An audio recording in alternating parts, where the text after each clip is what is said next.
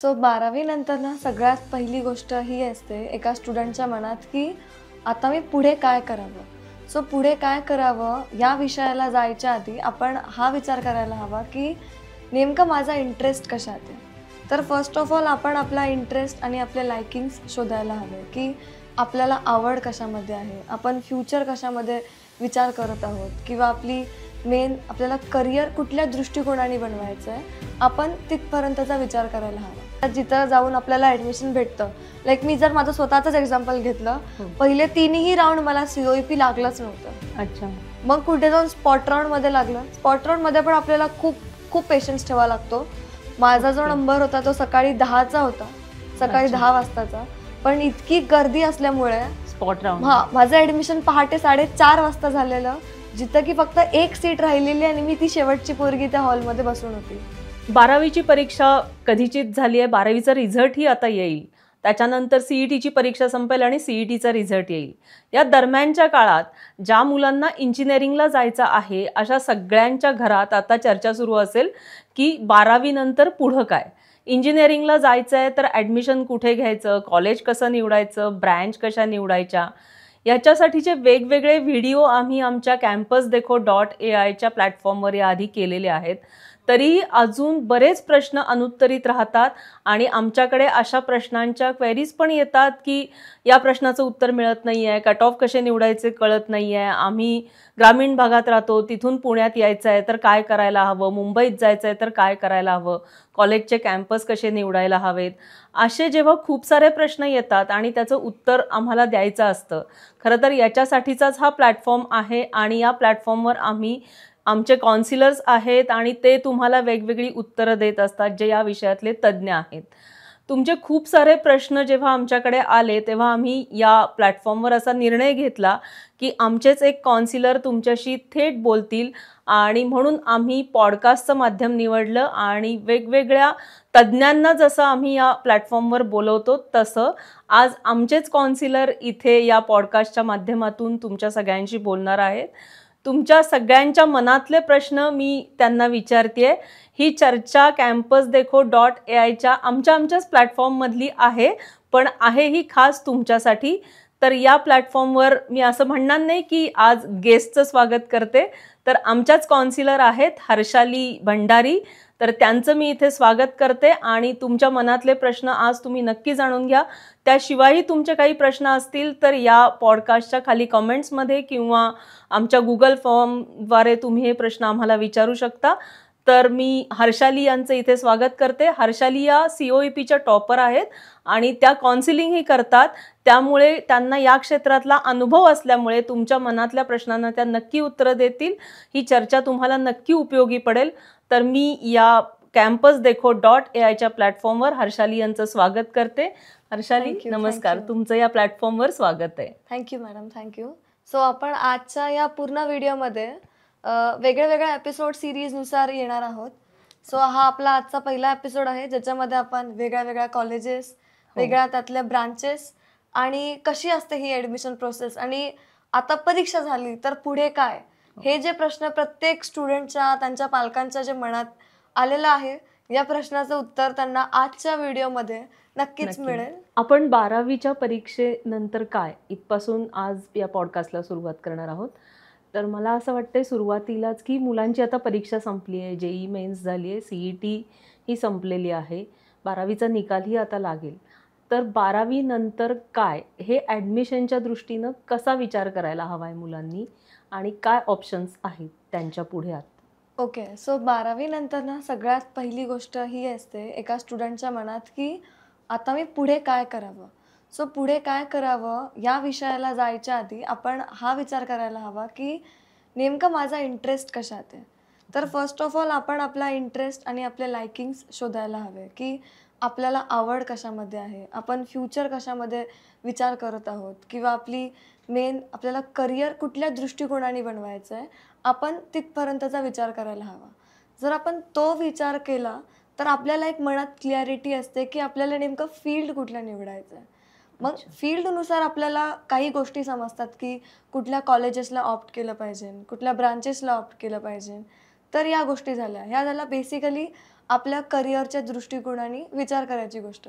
कारण की कधी पण आपण जेव्हा हा विचार करतो 12वी पर्यंत एका विद्यार्थ्याच्या मनात हेच असतं की मला मार्क आणायचे आणि मला ही एक्झाम क्वालिफाय करायची आहे. तर आपले जे इंटरेस्ट आहेत, जे आपले लायकिंग्स आहेत, आपण कधी त्या गोष्टींवरती फोकसच नाही करत. आधी मुलांच्या मनात असा प्रश्न असतो की कॉलेज आधी बघायचं की ब्रँच आधी निवडायची, म्हणजे कॉलेजनुसार ब्रँच निवडायला हवी की ब्रँचनुसार कॉलेज निवडायला हवं, काय कधी पण माझा हा एक पर्सनल सजेशन आहे की आपण ब्रांचला तर प्रेफरन्स देतो आपल्या लायकिंगनुसार, पण कॉलेज आपला फर्स्ट प्रायोरिटी असायला पाहिजे. कारण की एखादं कॉलेजच असतं की जे एका स्टुडंटला मोल्ड करतं. वेगवेगळा जो क्राऊड असतो तिथे आलेला, तो मेन डिसाईड करतो की त्या स्टुडंटच्या लाईफमध्ये पुढे काय डिसिप्लिन राहील किंवा कुठल्या क्राऊडमध्ये तो मोठा होईल आणि तो कसा मोल्ड होईल. सो आपण फर्स्ट प्रेफरन्स कधी पण कॉलेजला दिला पाहिजे. आणि कॉलेजनुसार आता सपोज माझ्याकडे टॉप 5 कॉलेजेस आहेत आणि त्याच्यातली माझी ही आहे ब्रांच ज्याच्यामध्ये मी फोकस करत आहे. तर कुठं आपण एखाद 2 कॉलेजेस ॲडजस्ट केलं तर चालतं. पण आपल्याला मात्र लाईक त्याच ब्रांचवरतीच फोकस्ड राहायचं आहे आणि तेच करायचं असेल तर आपलं कुठे ना कुठे कॉलेजमध्ये ॲडजस्टमेंट करावं लागतं. जिथं की आपल्याला तो एक्सपिरियन्स नाही मिळत, तो आपल्याला फेस नाही मिळत की आपण आपलं टॅलेंट इतकं चांगल्यापणे शोकेस करू शकू. सो कधी पण कॉलेजला आपण फर्स्ट प्रेफरन्स दिला पाहिजे. ब्रांचला आता कसं ॲडजस्ट करू शकतो आपण कॉलेजनुसार इज लाईक जर मला कम्प्युटर सायन्स आणि त्या बाबतीत इंटरेस्ट असेल तर मी CS अफिलिएटेड जे माझे ब्रांचेस आहेत लाईक ENTC झालं, IT झालं, इन्स्ट्रुमेंटेशन झालं, इलेक्ट्रिकल झालं, आता या सगळ्या ग्रुपचे ब्रांचेस आहेत.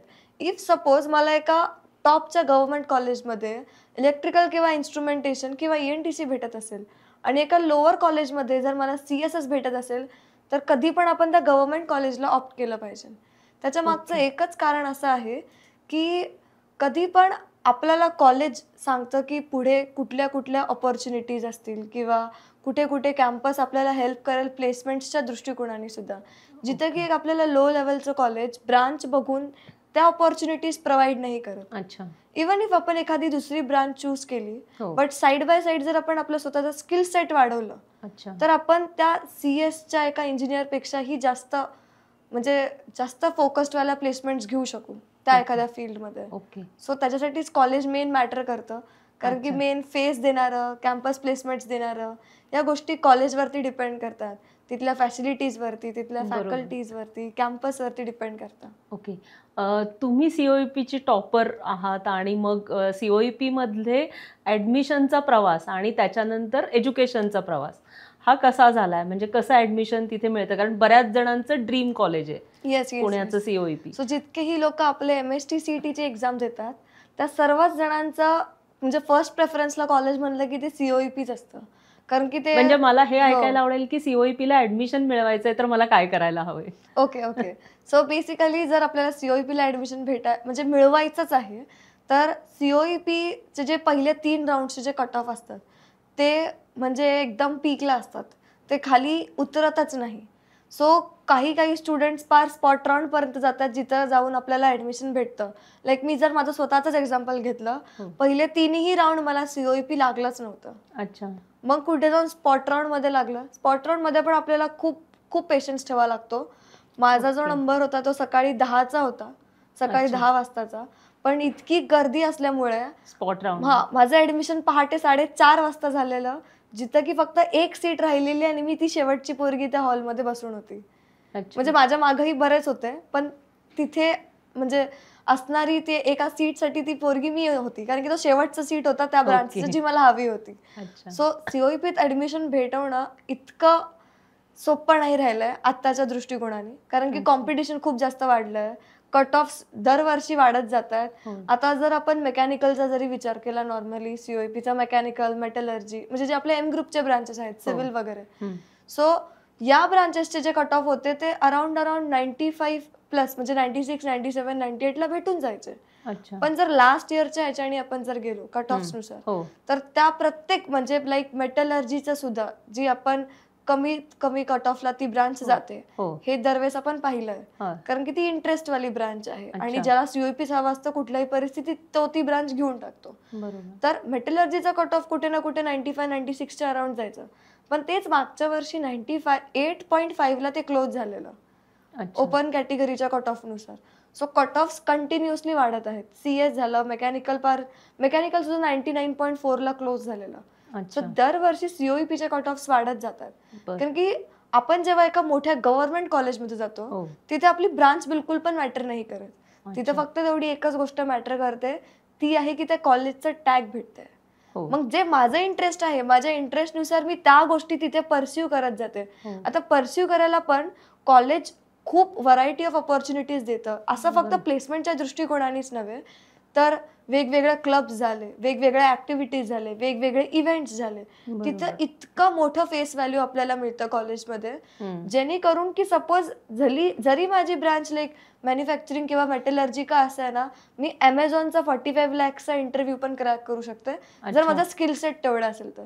कारण की कॉलेज आपल्याला त्या ऑपॉर्च्युनिटीज देतं. ओके. त्याच्यासाठी तुमच्या हो. एज्युकेशन मध्ये हा अनुभव होता का की तुम्ही कॉलेजला प्रेफरन्स दिलत आणि त्याचा फायदा झाला असं आता हो वाटतं? हो हो त्याचा म्हणजे फायदा बराच झाला. ओके. की कॉलेज आपल्याला फक्त बेसिक कॉलेजचा टॅगच नाही तर बऱ्याच खूप गोष्टी वेगवेगळ्या देतं. तिथल्या फॅसिलिटीज झाल्या, तिथल्या एक्स्ट्रा करिक्युलर झालं, तिथल्या वेगवेगळ्या ऍक्टिव्हिटीज झाल्या, वेगवेगळ्या क्लब्सचं झालं.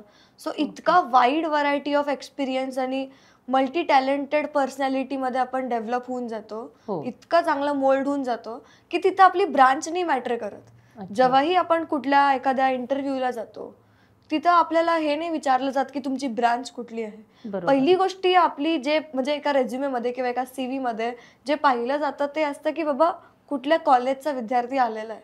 तर जेव्हा ते COEPचं टॅगलाईन बघितलं जातं त्याच्या पुढची ब्रांच पाहिली जात नाही, कारण की प्रत्येकाला माहिती आहे की COEP मध्ये येणारा व्यक्ती हा टॉपरच असतो. अच्छा. सो ती कुठली का ब्रांच असेल ना, तो टॉपर व्यक्ती असून त्याला त्याच वे मध्ये ट्रीट केलं जातं. बट अच्छा. तेच जर मी साईडला कुठं सिंहगड कॉलेज ऑफ इंजिनिअरिंग किंवा कुठल्याही एका प्रायव्हेट म्हणजे कोणतंही असेल ना, कोणत्याही एका प्रायव्हेट कॉलेजेसच्या ह्याच्याने मी CS नी जर गेली असते तर तिथं माझं कॉलेज नाही बघितलं गेलं असतं. ओके. आणि तिथं तेवढा मला अपॉर्च्युनिटी किंवा तेवढा रिस्पेक्टनी नसतं ट्रीट केलं गेलं असतं. ओके. तिथं मला माझा स्किल सेट प्रूफ करायला लागला असता. अच्छा. मग ते होल ऑन सोल त्या एका स्टुडंटवरती पण डिपेंड करतं. हे कधी शक्य होतं की काय 95+ आहे आणि असं? सो हे वेगवेगळ्या गोष्टी आहेत. सो आपण जेव्हा एक्झाम देतो, एक्झाम नंतर ना आपण कुठली ना कुठली काउन्सिलिंग ऑप्ट करतो. हो. सो काउन्सिलिंग बेसिकली आपण ऑप्ट काच केली पाहिजे हा मी तुम्हाला मुद्दा सांगते. परीक्षा दिल्यानंतर ना स्टुडंटला कळालेलं असतं की त्यांनी पेपर कसा लिहिलाय. हो. आणि जेव्हा तो ही गोष्ट एका काउन्सिलर सोबत डिस्कस करतो, अच्छा. काउन्सिलरला तेवढं नॉलेज असतं कारण की तो त्या टीचिंग फील्डचा असतो की त्याला अप्रॉक्सिमेटली किती मार्क्स जाऊ शकतात आणि ओके. त्या म्हणजे लाईक तेवढ्या कॉम्पिटिशननुसार त्याला आसपास किती पर्सेंटाईल येऊ शकतं. अच्छा. सो त्यानुसार त्याची तयारी त्याला स्टार्ट करता येते की बाबा हे एवढे आपले मार्क आहेत, आपल्याला लायकिंग अच्छा. या क्षेत्रामध्ये आहे, तर त्या फील्डमधले कुठले कुठले ब्रांचेस आहेत. सो त्या ब्रांचेसच्या आतली माहिती. असं अच्छा. नव्हे की लाईक माझा फ्रेंड इकडे चाललाय किंवा ट्रेंड इकडे चाललाय म्हणून मी इथे जायला हवं. त्या गोष्टीमुळे आत्ताच्या घडीमध्ये बरेच जण आहेत ज्यांना की प्लेसमेंट्स नाही भेटले जात 4 वर्षानंतरनं. मग बरं. भले ते गव्हर्नमेंट कॉलेजचे का असेना. अच्छा. म्हणजे इंटरेस्ट नसतो आणि तरीही आपण फ्लो मध्ये ती ब्रांच चूज करतो. सो त्या एका गोष्टीमुळं, त्या एका चुकीमुळं कुठे ना कुठे आपण तो इंटरव्ह्यूच क्रॅक करू शकत नाही किंवा तेवढा हाय परफॉर्मन्स देऊ शकत नाही. नाही, पण आत्ता मग काय बघायला हवं? मुलांनी कॉलेजेस बघून ठेवायला हवेत की किती पर्सेंटाईल मिळतील याचा आधी विचार करायला हवाय? सगळ्यात पहिला किंवा आपण जी हो. ग्रामीण भागातली मुलं आहेत तर त्यांना पुण्या मुंबईत यायचं असतं, तर त्यांनी पुण्या मुंबईच्या कॉलेजची माहिती आता रिझल्टच्या आधीच घेऊन ठेवायला हवी आहे का? हो. सो कॉलेजेसची जी माहिती असते, सो पहिली गोष्ट तर आपण कॉलेज आणि त्या कॉलेजमध्ये असणारे ब्रांचेस ह्यांची अच्छा. माहिती आपण जमा करून ठेवायला हवी. तर असंहीच नाही की फक्त पुणे आणि मुंबईच्याच कॉलेजेसवरती आपण फोकस करायला हवा. आता बरोबर. बरेच काही ग्रामीण भागाचे विद्यार्थी असतात जे की परीक्षा देतात आणि ज्यांचं टार्गेट असतं की मला पुण्यात येऊन शिकायचंय. हो. पण जर त्याचे पर्सेंटाईल चांगले असतील, सपोज एखादा सांगलीचा विद्यार्थी असेल, मागच्या वर्षी माझ्याकडे एक पोरगी होती जी काउन्सिलिंगसाठी होती, ती सांगलीची होती. तिचं अच्छा. पर्सेंटाईल खूप चांगलं होतं, एक 99च्या ह्याच्यात होतं. But okay. तिचं असं होतं म्हणजे 98-99च्या अराउंड होतं.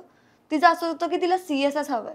तर अच्छा. पुण्यामध्ये ना तिला COEP अलॉट होत होतं, ना PICT अलॉट होत होतं, ना PCCOE अलॉट होत होतं ओपन कॅटेगरीची असल्यामुळे. ओके. बट त्याच जागी जर तिने वालचंदला प्रायोरिटी दिली असती तर अच्छा. ती खूप म्हणजे मी तिला वालचंदला का प्रायोरिटी म्हणलं, एकतर ते तिचं होम युनिव्हर्सिटीचं कॉलेज हो. आहे, हो. प्लस ते गव्हर्नमेंट कॉलेज आहे.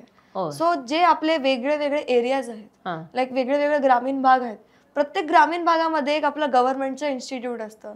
लाईक आपलं जिका झालं, छत्रपती संभाजीनगर मधलं गव्हर्नमेंट कॉलेज, हम्म. तेही टॉपला आहे. Government college of engineering Karad, तेही टॉपला आहे. सांगलीमध्ये वालचंद आहे.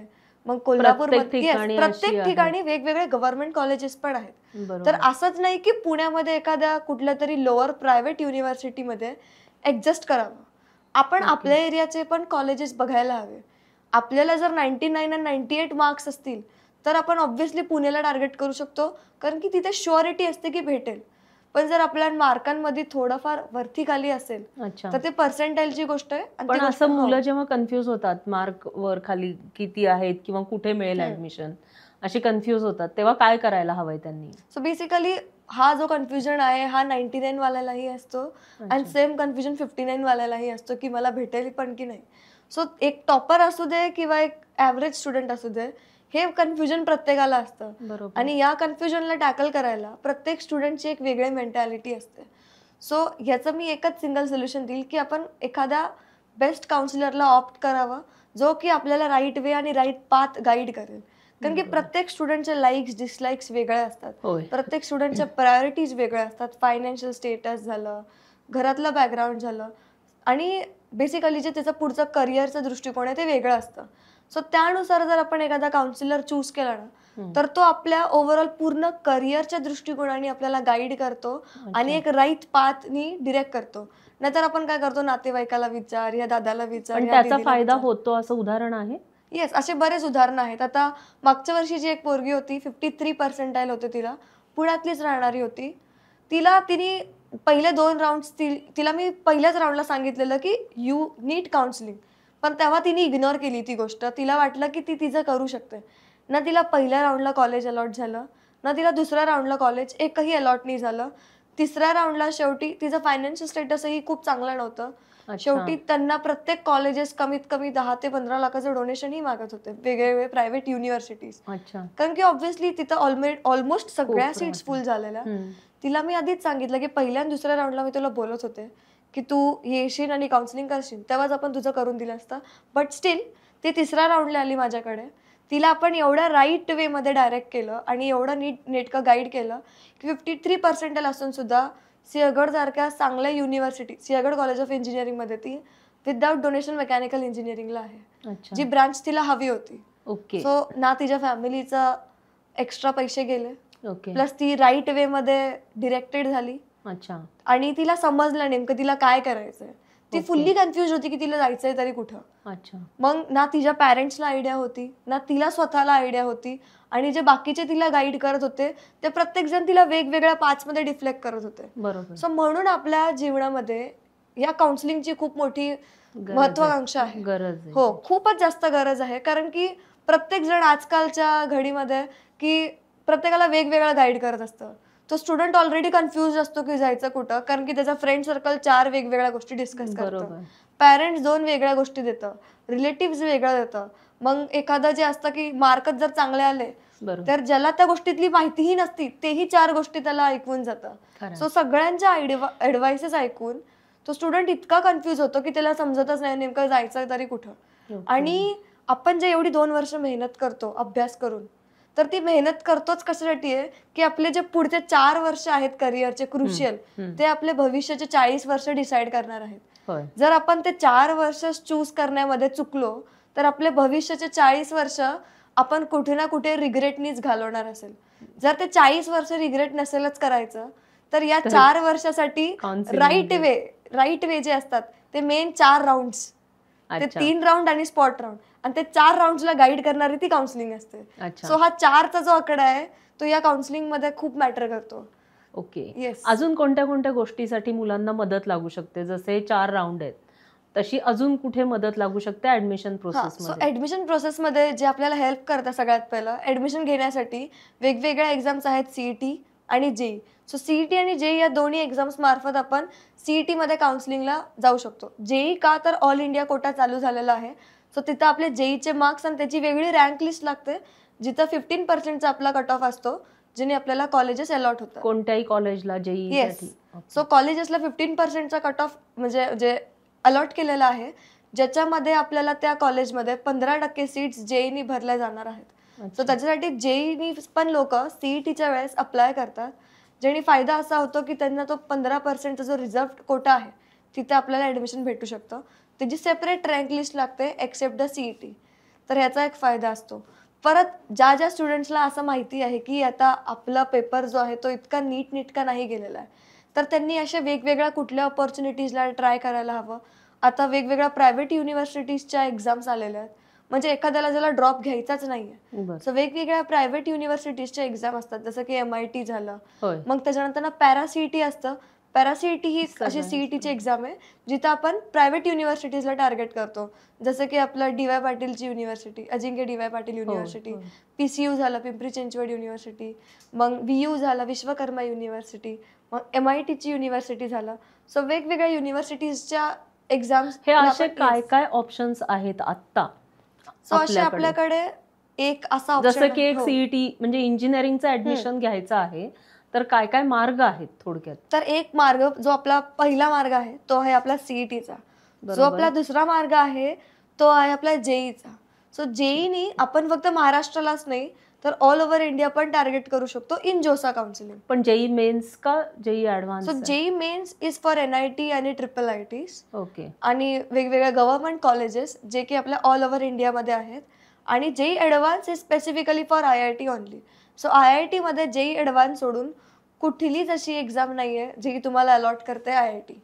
सो IIT साठी आपल्याला जेई ॲडव्हान्सच द्यायला लागते, जिथं की कमीत कमी 1.5 ते 2 लाख विद्यार्थी असतात आणि ओव्हरऑल सगळ्या IITsच्या मिळून मोजके 8 ते 10 हजार सीट्स असतात.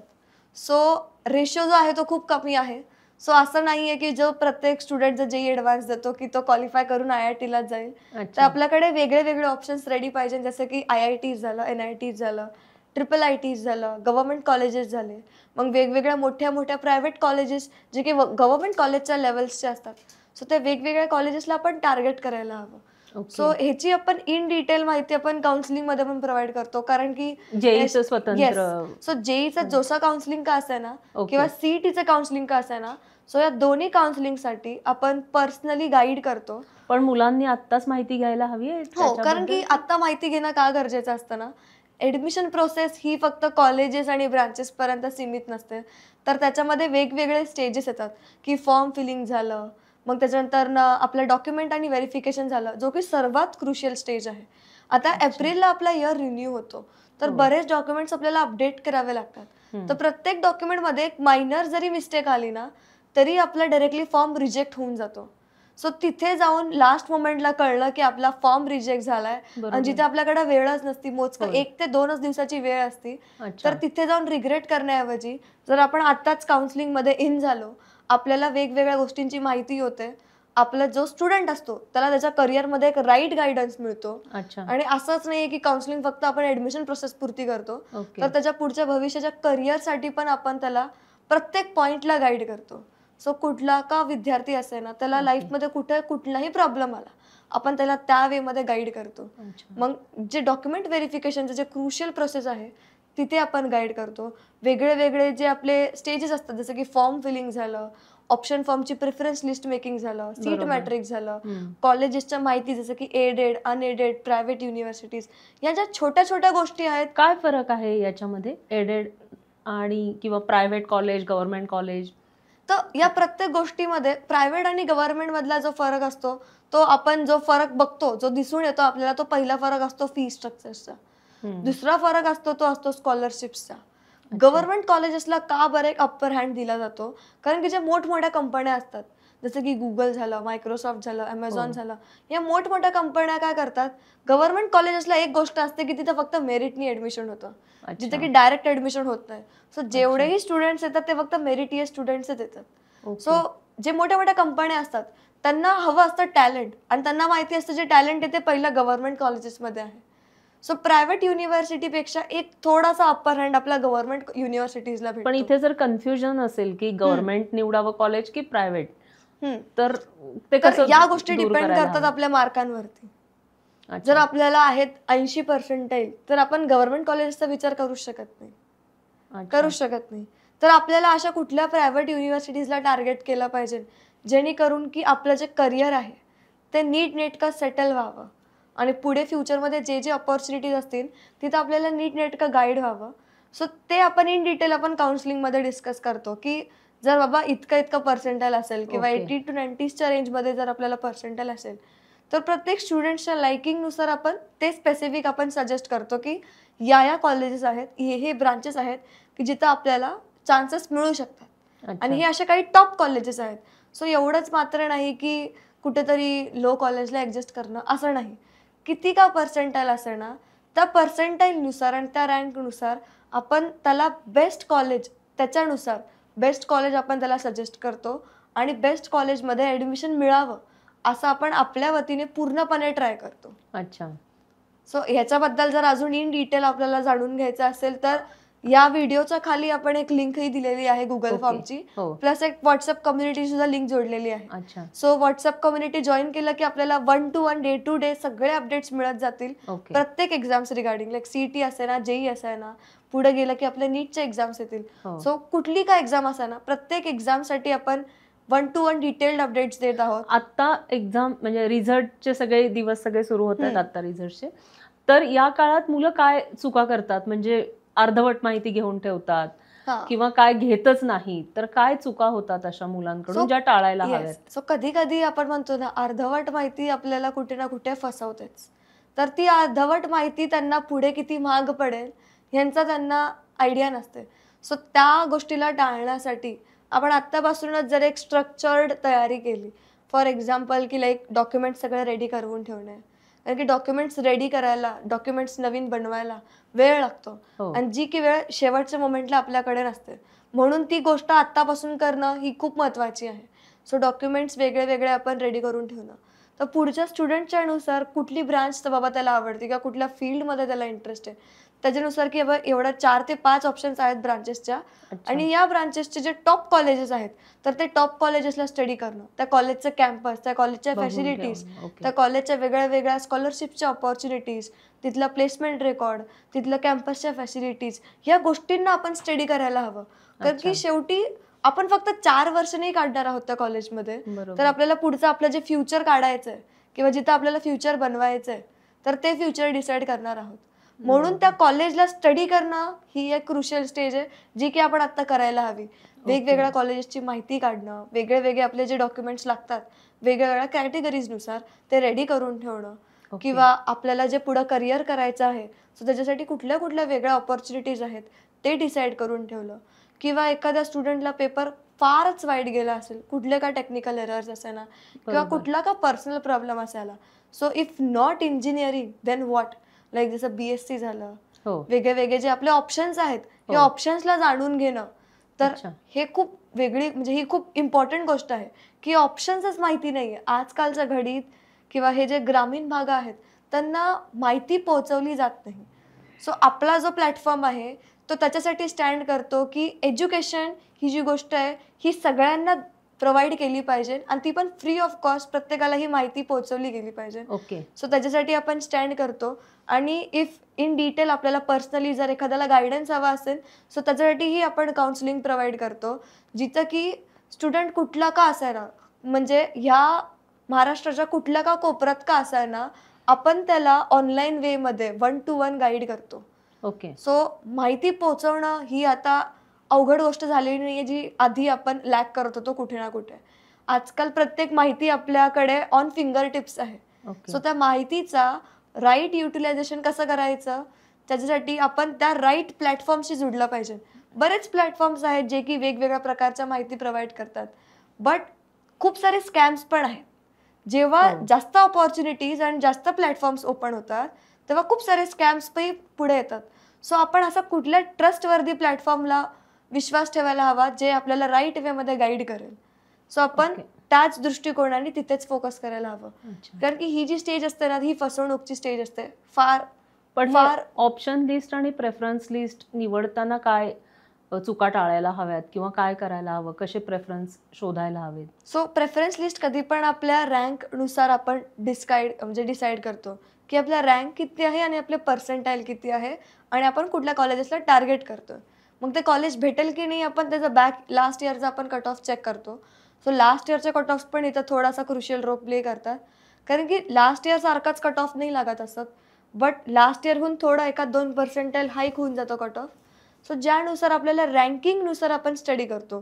सो ही प्रेफरन्स लिस्ट प्रत्येक स्टुडंटची त्याच्या रँक आणि त्याच्या पर्सेंटाईलनुसार आपण डेडिकेटेडली बनवतो, की हे त्याचे लायकिंग्स आहेत, हे मार्क्स आहेत, हे पर्सेंटाईल आहेत, हे रँकिंग आहे. मग आपले 12वीचे मार्क्स पण याच्यामध्ये इम्पॉर्टंट रोल प्ले करतात, की आपल्याला एक 50+ % कंपल्सरी असतात आणणं.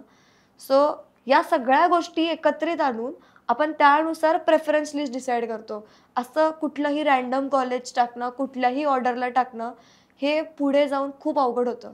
कारण की आपण काय करतो, आपण लक्ष देत नाही. पण ते जे प्रेफरन्स असतं 1, 2, 3, 4, 5 त्याच्यानुसार आपल्याला कॉलेजेस अलॉट होतात. जे मी फर्स्ट प्रेफरन्सला टाकणार ते कॉलेज मला पहिलं अलॉट होणार, रदर दॅन जे मी 7th प्रेफरन्सला टाकणार. सो कॉलेजला अरेंज करणं, कॉलेजला सिलेक्ट करणं, त्या स्पेसिफिक ब्रांचला सिलेक्ट करणं, कुणाला वरती ठेवायचं, कुणाला खाली ठेवायचं, हे जे डिझाईन, हे जे स्ट्रक्चर आहे, हे स्ट्रक्चरला स्टडी करणं हे खूप क्रुशियल स्टेज आहे. आपला प्लॅटफॉर्म पुढे जाऊन या गोष्टींचे वेगळ्या ट्रेनिंग्सही प्रोव्हाइड करणार आहेत, वेगळे वर्कशॉप्सही ऑर्गनाईज करणार आहेत. याच्याशिवाय campusdeco.ai काय सर्व्हिसेस आहेत आणि त्या कधी आता उपलब्ध होतील सो सगळ्यांना? campusdeco.ai सर्व्हिसेस जसं की आपण आजपासूनच सुरू केलेलं आहे. हे आपलं इंजिनिअरिंग पाथवेचा फर्स्ट एपिसोड आहे, ज्याच्यामध्ये आपण इंजिनिअरिंगच्या कॉलेजेस आणि ज्या बेसिक प्रोसेसेस आहेत तिथून गाईड करायला सुरुवात केलेली आहे. पुढे जाऊन आपल्याला जे प्रत्येक स्टेज आहे, जसं की जे आपला नेक्स्ट व्हिडिओ येणार आहे तो येणार आहे डॉक्युमेंट्सवरती, मोर स्पेसिफिक, की कुठले डॉक्युमेंट्स लागतात, कुठल्या कॅटेगरीसाठी नेमकं काय करायला हवं, तो आपला नेक्स्ट सेकंड म्हणजे आपल्या एपिसोडमध्ये येणार आहे. सो इन डिटेल पूर्ण इंजिनिअरिंगची जी आपली ॲडमिशन प्रोसेस आहे त्याचे आपण वेगळे एपिसोड सिरीज बनवणार आहोत, जे की फ्री ऑफ कॉस्ट आपण सर्वांना प्रोव्हाइड करतोय. प्लस आपण काउन्सिलिंगमध्ये आलेलो आहोत का, तर जेही आपले स्टुडंट्स असेल कुठल्या का भागात असं आहे ना, त्यांना राईट इन्फॉर्मेशन पोचली जावे त्यांच्यापर्यंत, त्यांच्या करिअरमध्ये त्यांना राईट गायडन्स मिळायला हवा. कारण की जे कुठे ना कुठे आपल्याला नाही मिळालंय ते आपण पुढच्यांना प्रोव्हाइड करतोय, की बाबा जिथं आम्ही चुका केल्या तिथं तुम्ही न चुकता तुम्ही राईट वेमध्ये राईट डिरेक्शनला पोचले गेले पाहिजे. सो मग प्रेफरन्स लिस्ट मेकिंग झालं, ऑप्शन फॉर्म फिलिंग झालं, ॲडमिशन प्रोसेसमध्ये कुठल्या व्हेरियस स्टेजेस असतात, ज्या छोट्या गोष्टी आहेत, सीट मॅट्रिक्स झालं, अलॉटमेंट कसं होतं, मग कॉलेजेसमधला फरक काय असतो, हे एडेड अनएड ह्याचं म्हणजे काय असतं, हे ज्या छोट्या गोष्टी आहेत जे की बऱ्याच लोकांना माहिती नाही आहे, किंवा या महत्त्वाच्या इन्फॉर्मेशन्स आपण पोहोचवले कधी गेलेच नाही आहे. तर या वेगवेगळ्या इन्फॉर्मेशन आपण या प्लॅटफॉर्म थ्रू सगळ्यांना प्रोव्हाइड करणार आहोत. आणि ज्यांना इन डिटेल आपल्यासोबत ॲडमिशनच्या पुढच्या टप्प्यासाठी एकत्रित यायचं आहे आणि काउन्सिलिंगला जॉईन करायचं आहे, तर त्याच्यासाठी आपला खाली एक गुगल फॉर्म जोडलेला आहे. तर तो गुगल फॉर्म आपण सर्वांनी फिल करावा आणि व्हॉट्सअप कम्युनिटीला जॉईन करावी. मग ह्या 2 गोष्टी केल्या की आम्ही स्वतः तुमच्यापर्यंत रीच आउट होऊ, की ज्याच्यामध्ये आपण इन डिटेल 1 to 1 प्रत्येकाला गाईड करतो. हो, येस. सो ज्या फॅसिलिटीज आहेत, आणि आपण मला वाटतं ही सर्व्हिस आता सुरूच करतोय. येस आपण ऑलरेडी सुरू केलेली आहे ही सर्व्हिसेस. जे स्टुडंट्स इंटरेस्टेड असतील त्यांनी नक्कीच जॉईन करावं. आपण एक गॅरंटी तर नक्की देतो की पुढच्याचा जे करिअर आहे ते राईट वेमध्येच जाणार, जर तो आपल्यासोबत जुडला तर. आणि चुकून जर तुम्ही नाहीच जुडले तर अशाच व्यक्तीसोबत जुडा की जो तुम्हाला राईट वेमध्ये नेईलच. कारण की खूप लोक आहेत जे या वेमध्ये फसवतात किंवा कुठे ना कुठे आपल्याला मिसगाईड करतात. बरोबर. सो मिसगाईड न होता जर आपल्याला पुढचं लाईफ नीट नेटकं विदाऊट टेन्शन, जर आपल्याला पुढची अख्खी प्रोसेस जी इतकी तणावदायक असते, जर विदाऊट टेन्शन आपल्याला ही अख्खी प्रोसेस सामोरी जायची असेल तर नक्कीच आपल्यासोबत जोडायला हवं. कारण की आपण हा एक जेन्युइन प्लॅटफॉर्म आहोत. That's why. थँक्यू हर्षाली, आज खूप चांगली माहिती दिलीत आपल्या सगळ्या प्रेक्षकांसाठी आणि आपली चर्चा झाली. आपण असेच एपिसोड करणार आहोत. मी सगळ्यांना सांगू इच्छिते की आज तुम्हाला या प्लॅटफॉर्मवर तुमच्या मनातल्या प्रश्नांना नक्की उत्तरं मिळाली असतील. इंजिनिअरिंगला ॲडमिशन कसं घ्यायचं याच्याबद्दल तुम्हाला बेसिक माहिती तरी आज आम्ही नक्कीच दिली आहे, हे मी खात्रीने इथे सांगते. असेच आम्ही आणखी काही एपिसोड करणार आहोत, तर त्यासाठी तुमचे जे काही प्रश्न असतील तर ते आम्हाला कळवा. आमची काउन्सिलिंगची जी सर्व्हिस आहे campusdeco.ai प्लॅटफॉर्मवर, ती आता आम्ही लवकरच सुरू करत आहोत. आणि तुमच्या काउन्सिलरना तर तुम्ही आत्ता या पॉडकास्टद्वारे आमच्या भेटलेलाच आहात. तर हेच काउन्सिलर तुम्हाला तुमच्या सगळ्या प्रश्नांना आणि तुमच्या इंजिनिअरिंगच्या ॲडमिशनच्या प्रत्येक स्टेजमध्ये तुम्हाला हे सगळे नक्की मदत करतील, जेणेकरून तुमचं खूप चांगलं करिअर होऊ शकेल. अशा विश्वासानेच आज आम्ही इथे काम करत आहोत. आज आपण ह्या ॲडमिशन प्रोसेसमधला पहिला भाग इथे पॉडकास्टच्या माध्यमातून तुमच्यापर्यंत पोहोचवलाय. आणखी तुमचे काही प्रश्न असतील तर आम्ही गुगल फॉर्मची लिंक दिलेली आहे. आमचं व्हॉट्सअप चॅनेल आहे, तर तुम्ही गुगल फॉर्मद्वारे किंवा व्हॉट्सअप चॅनेल थ्रू आमच्यापर्यंत पोचा. तुमच्या मनातले प्रश्न विचारा. तुम्हाला कोणती सर्व्हिस हवी असेल, काउन्सिलिंग असेल, प्रेफरन्स लिस्टसाठी असेल, ऑप्शन फॉर्मच्या लिस्टसाठी असेल, किंवा फॉर्म भरण्यासाठीची मदत असेल, कॉलेज निवडण्यासाठीची मदत असेल, कुठलीही मदत तुम्हाला लागणार असेल तर नक्की आमच्याशी संपर्क साधा. आम्ही सगळी संपर्काची जी माध्यमं आहेत ती आमच्या इंस्टाग्राम चॅनेल, यूट्यूब चॅनेलद्वारेही तुमच्यापर्यंत पोचवत आहोत. अजूनही तुम्ही जर का यूट्यूब चॅनेलला सबस्क्राईब केलं नसेल तर नक्की करा आणि इंस्टाग्राम चॅनेललाही फॉलो करा. तुमच्या मित्रमैत्रिणींनाही हा व्हिडिओ शेअर करा, म्हणजे त्यांनाही इंजिनिअरिंगसाठी जर ॲडमिशनसाठी मदत हवी असेल, त्यांना काउन्सिलिंग हवं असेल, त्यांना फॉर्म फिल करण्यासाठीची मदत हवी असेल, कुठलीही कॉलेज मिळेपर्यंतची मदत तुम्हाला हवी असेल तर तुम्ही अगदी हक्कानी आमच्याकडे या, एवढंच मी सांगेन. थँक्यू.